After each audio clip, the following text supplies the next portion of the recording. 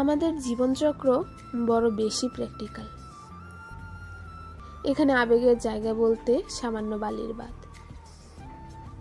স্বপ্নকে হাতের মুঠোয় বন্দি করা সহজ নয়। আমরা কাঁদি, হাসি, রাগে ভুল ত্রুটি সানিয়ে অবাধ্যকে আয়ত্তে আনতে চাই।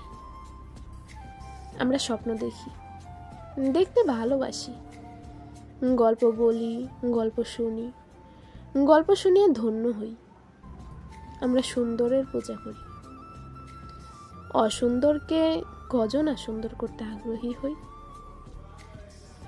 সুন্দর বয়ে চলা নদী আমাদের কবি বানিয়ে তোলে, অথচ কত শত নদী যুবতী কন্যার না পাওয়া বেদনায় আহত পাখি।